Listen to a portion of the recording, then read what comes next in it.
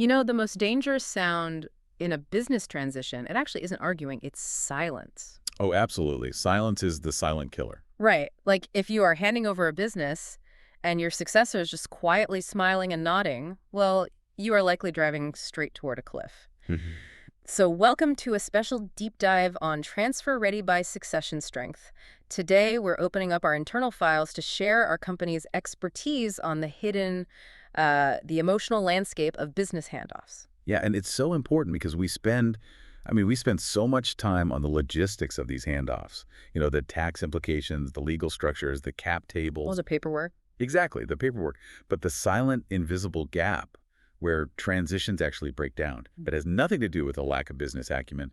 It really comes down to a fundamental communication collapse. It's like, imagine two people trying to use walkie-talkies to coordinate this high-stakes mission, but they've both turned their volume knobs all the way down so they don't disturb each other. That is a perfect way to put it. They're speaking into the void, right? They think they're communicating, but absolutely no signal is crossing the gap. So today, we're going to uncover why that signal gets lost, starting with a central truth that founders constantly get wrong.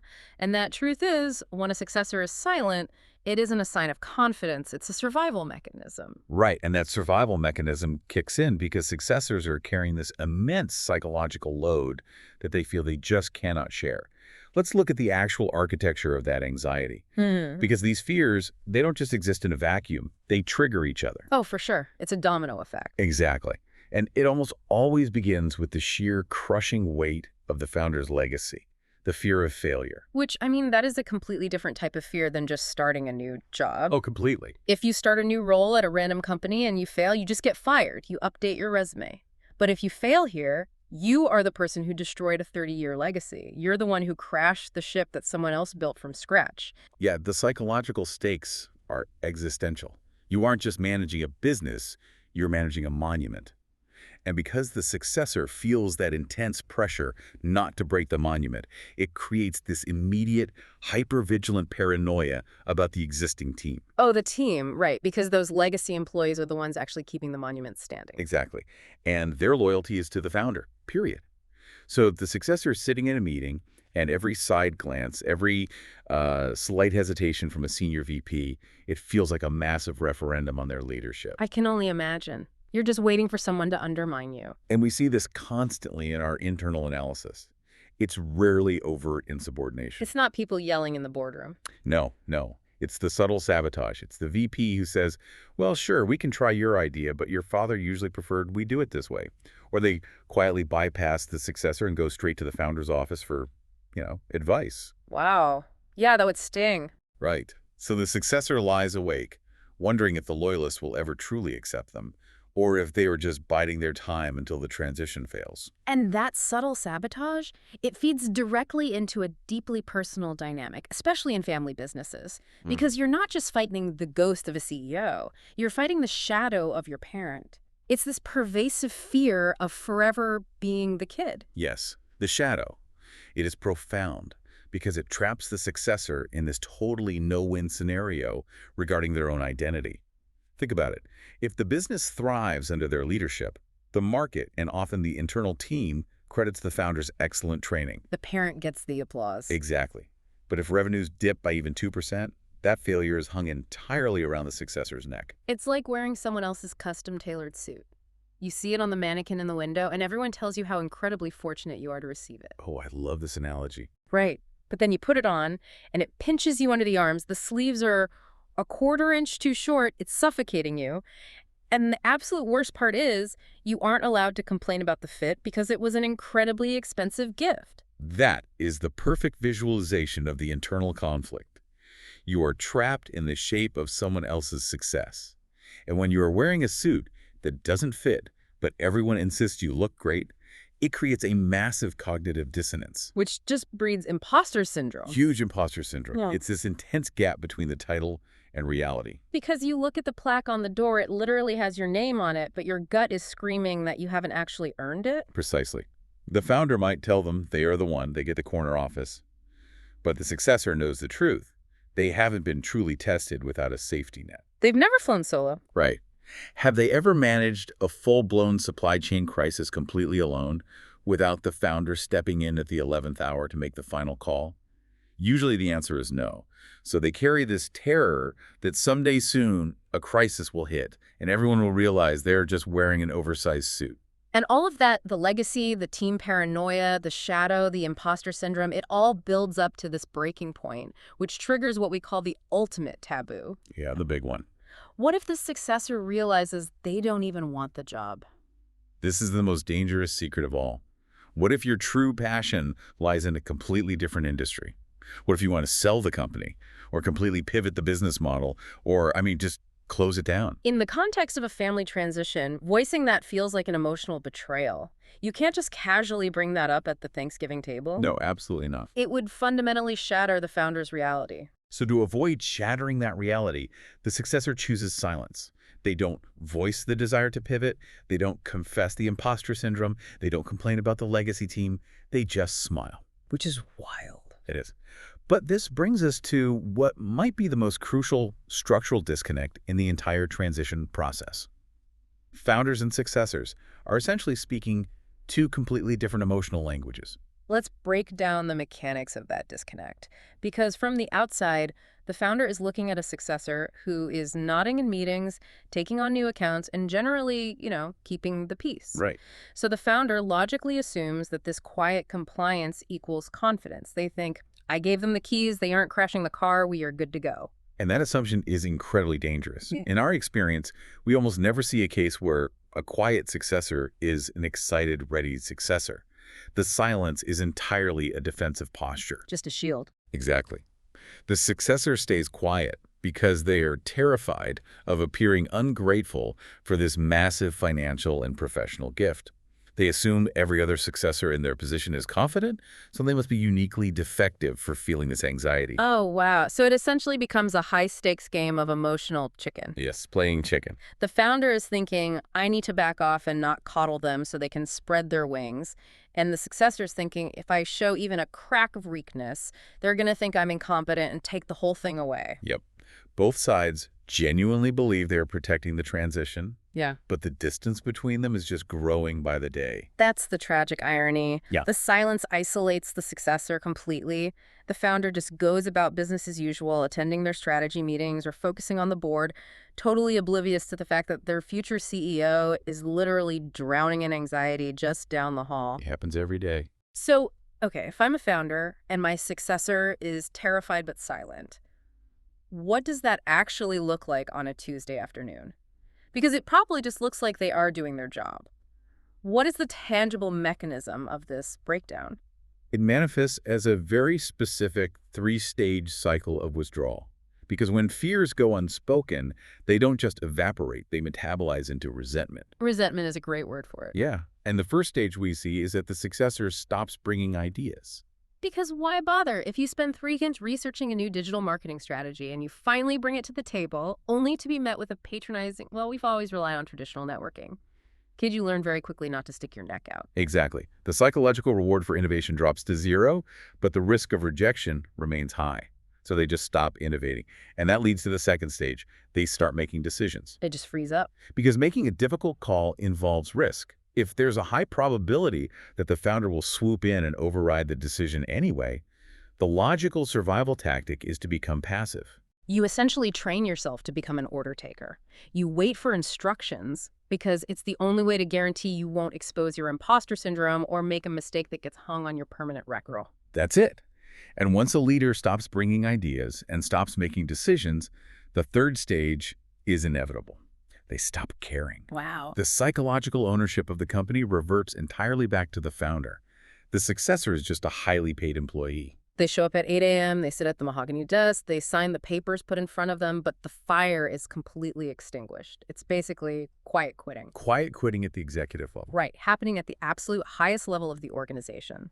The person designated to lead the future of the market is just clocking in and clocking out. And here is where the communication gap turns toxic. The founder observes this withdrawal. They see the lack of initiative. But because they don't know about the underlying fear, how do they interpret the behavior? They misread it. Completely. They misread it as laziness or entitlement. They think, I'm handing you a multi-million-dollar enterprise on a silver platter. Why aren't you running through brick walls for this? While the successor is sitting there feeling constantly judged, totally misunderstood, and suffocated by the custom suit. Exactly. Let's look at a specific client example from our files that illustrates this exact cycle.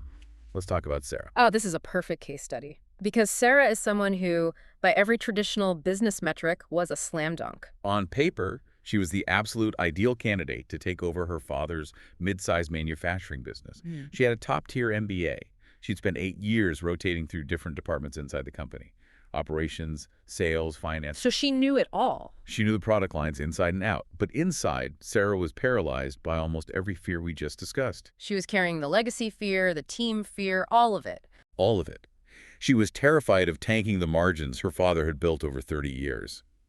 The floor managers, guys who had worked with her dad since the 90s, clearly still viewed her as the boss's daughter, not the boss. And she had a deep, unspoken conviction that her father would never actually relinquish control of the checkbook. That she played the game of emotional chicken. She didn't say anything. She smiled and nodded. She never said a single word to her father. She didn't even confide in her spouse because she felt guilty for being stressed about receiving such a massive inheritance. So what happened on a Tuesday afternoon? Well, instead of bringing up a massive supply chain overhaul, she'd spent 6 months modeling in Excel, something that would have revolutionized their margins. She just quietly filed it away. Wow. She stopped bringing ideas? Yep. Then, when a major vendor tried to force a price hike, instead of negotiating it herself, she walked into her dad's office and asked what he wanted to do. She stopped making decisions. Stage 2. Yeah. Exactly. By year 2 of the transition, Sarah was just signing whatever purchase orders her dad put on her desk. She went from being the highly educated, visionary future of the company to the highest paid intern in the building. That is so sad. She was miserable. She had completely checked out and was secretly taking interviews with tech startups. Think about the absolute tragedy of that. When her father inevitably found out she was looking for an exit, the confusion must have been staggering. He was devastated. He told us, I gave her everything. Why is she throwing it away? And the reality was, the transition didn't fail because Sarah lacked the financial acumen or the operational skills. No, she had all that. It failed entirely because she lacked a basic emotional bridge to her father. By the time he found out she was unhappy, the resentment had calcified, the damage was done. So how do we stop this from happening? If you were listening to this right now, how do you prevent your life's work from turning into Sarah's story? Because it clearly requires breaking that silence. But we just established that the successor is too terrified to make the first move. Right. The burden of breaking the silence falls entirely on the founder. They have to initiate a very specific, deliberate type of conversation. And listen, this cannot be tacked on to the end of a quarterly performance review. Oh, definitely not. It must be a dedicated space where the only objective is understanding. Okay, but what does that actually sound like? What are the mechanics of that conversation? It's about asking questions that bypass the operational updates and target the emotional reality. Questions like, what actually keeps you up at night about taking over? Or, where do you feel the team isn't respecting your authority? Or, the hardest one, is there a part of you that wants to take this business in a completely different direction than I did? Wait, let's pause here. Think about the personality of a typical founder. These people are professional firefighters. Right, Edgar. They built their companies by seeing a problem, grabbing an extinguisher, and putting it out immediately. You're asking a career problem solver to listen to a massive structural issue in their succession plan, like their kid feeling totally overwhelmed, and just nod. It is the hardest thing a founder will ever do, because it goes against every neurological pathway that made them successful. But this is the absolute crux of psychological safety. If a successor finally takes the massive risk of admitting, I'm terrified the VP of sales doesn't respect me, and the founder immediately jumps in with, well, you just need to be more authoritative in meetings, stand your ground. Oh, no. Right. The founder has instantly destroyed the safety. Because they've taken a deep vulnerability and turned it into a performance critique. The successor hears, you're right, you are weak, and here's how to fix your weakness. Exactly. True psychological safety means listening without trying to fix the problem in the room. The goal of that initial conversation isn't to solve the fear. The goal is simply to get the fear out of the dark, isolated corners of the successor's mind and put it on the table where it can be looked at objectively. But if we acknowledge that founders are wired to fix things and successors are wired to hide weakness, how do we actually force this dialogue to happen without someone triggering the other person's defenses? Because human nature actively fights against this kind of vulnerability. You cannot just rely on good intentions. You need a structural tool. You need a mechanism that bypasses those emotional tripwires. That is why our internal teams utilize succession strengths conversation cards. Let's talk about the actual psychological mechanism behind these cards because it is brilliant. The mechanism is externalization. When a founder looks a successor in the eye and asks a highly charged question, the successor's amygdala, the threat detector in the brain, it lights up. It feels like an interrogation. But when you introduce a conversation card, the card itself asks the difficult question. It's like having a neutral third-party mediator sitting right there on the desk. Precisely. If a card prompts the successor to discuss their biggest fear regarding the legacy team, they don't have to awkwardly take ownership of bringing up a sensitive topic. The card becomes the bad guy.